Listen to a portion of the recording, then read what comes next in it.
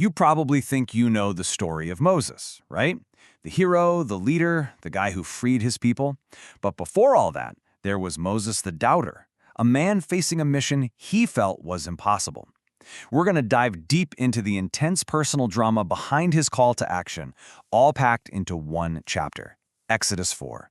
Let's get into it. So right out of the gate, the story doesn't kick off with a bold, "Yes, I'll do it."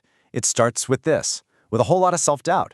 See, Moses' first worry isn't Pharaoh, it's not the Egyptian army, it's his own people. He is absolutely convinced they're just going to laugh him out of the room. This really sets the stage for the entire conflict of the chapter, a huge crisis of confidence. And look, this isn't him just being humble. This is a very real, very human fear of total failure. I mean, think about it. He's been gone for decades, just a shepherd living in a foreign land. Who is he to just waltz back in and claim he's speaking for God? So his first refusal, it's actually pretty practical. But I love how God responds to this fear. It's not some big lecture, it's not a command, it's just a simple, quiet question. The answer, of course, is a rod. You know, an ordinary shepherd's staff. And right there, the solution to this huge crisis of faith begins with something he already has, something completely familiar. So God's plan is pretty brilliant. Take the ordinary and make it extraordinary. He's going to arm Moses with a set of supernatural credentials, basically. 3 really powerful signs that are designed to prove, without a doubt, that he's the real deal to a very skeptical audience. So here's the 3-step plan to get the Israelites on board. First, that ordinary staff of his is going to do something wild. Next up, a really shocking sign involving his own body. And finally, if that's not enough, a sign that takes aim at the very lifeblood of Egypt itself, the Nile River. Okay, so let's look at that first sign. God tells him to throw his staff on the ground and boom, it's a serpent. And the text is really clear. This wasn't some little magic trick. This thing was so terrifying that Moses himself fled from it. He literally ran away. Then he has to get over his fear, grab it by the tail, and it turns back into a staff. It's a heck of a lesson in both power and control. Now the next sign gets even more personal, and frankly a bit shocking. Moses sticks his hand inside his cloak, and when he pulls it out, it's leprous. I mean, can you imagine? A terrifying symbol of disease and being unclean. But then, just as quickly, he puts it back in, pulls it out, and it's totally healed. It's this amazing display of divine power over life and health. And if somehow the snake and the leprosy aren't enough, there's a third sign, and this one is a serious escalation.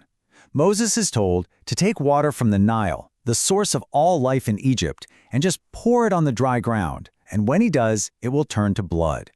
This isn't just a sign, it's a direct challenge to the heart of Egypt. So you'd think, right, after being armed with these 3 incredible signs, he'd be good to go. But he's not. Moses has one final excuse, and this one is the most personal of them all. It's kind of amazing. Even with the power to command serpents and disease, Moses' biggest insecurity is his own voice. He claims he's just not a good speaker, that he's slow of speech and slow of tongue. This is his final barrier, the one thing he believes truly makes him the wrong man for the job. And the source text makes it really clear this wasn't just him being humble. This phrase, slow of tongue or heavy of tongue, it points to a genuine speech impediment. This was a real physical limitation that Moses was convinced disqualified him from the mission. God's response here is just absolute. He basically says, who do you think made mouths in the first place? He totally dismisses the excuse by just claiming ownership over all human ability.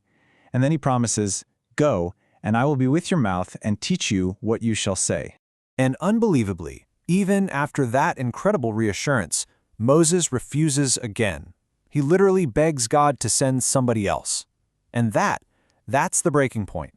After all the signs, all the promises, this final no is what kindles God's anger, and it forces a change in the plan.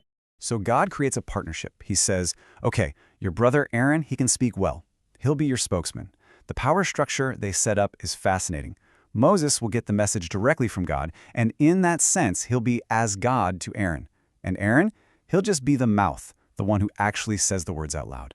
So with all the objections finally handled, the mission begins. Moses gets the okay from his father-in-law, and he heads back to Egypt with his family in tow.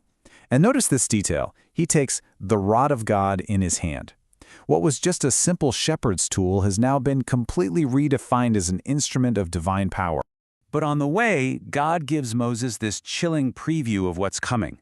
He tells him that even while Moses is performing all these amazing wonders, God himself is going to harden Pharaoh's heart so he refuses to let the people go. The whole mission is basically designed for conflict, and it's all building toward this terrifying final threat against Pharaoh's own family. Just when it seems like the path forward is clear, we run into one of the most bizarre and debated episodes in the entire story. On the road to Egypt, Moses suddenly faces this unexpected, life-threatening test from the same God who just sent him on this mission. Okay, let's try to break down this chaotic moment. They're at an encampment, and the Lord just shows up and tries to kill Moses. Out of nowhere, his wife Zipporah springs into action. She grabs a piece of flint, circumcises their son, and touches Moses' feet with the foreskin, shouting, "Surely you are a husband of blood to me." And just like that, God backs off. It's sudden, it's violent, and it's very, very cryptic. So what in the world does husband of blood mean? Well, the footnote in the text suggests it's related to the word bridegroom. The implication here is that Moses had failed to uphold the covenant of circumcision for his son, a failure so serious that it was apparently a capital crime. Zipporah's quick, and yes, bloody ritual atones for this mistake, satisfies the covenant, and saves her husband's life. So, after that strange and frankly terrifying trial, the mission gets back on track. God tells Aaron to go meet Moses out in the wilderness. They have a reunion. Moses fills him in on everything, the words from God, the signs, and then together they head off to gather the elders of Israel. And guess what? The divine partnership plan works exactly as it was supposed to. Aaron does all the talking, relaying the words God gave to Moses. And then, right there in front of everybody, he performs the signs. The staff becomes a serpent, the hand becomes leprous, and then clean again, the whole show. The result is immediate and total. Moses' very first fear, what if they don't believe me, is proven completely wrong. The people believe. The moment they hear that God has seen their suffering and is finally going to do something about it, they just bow their heads and worship. Phase 1 of the mission is a complete success.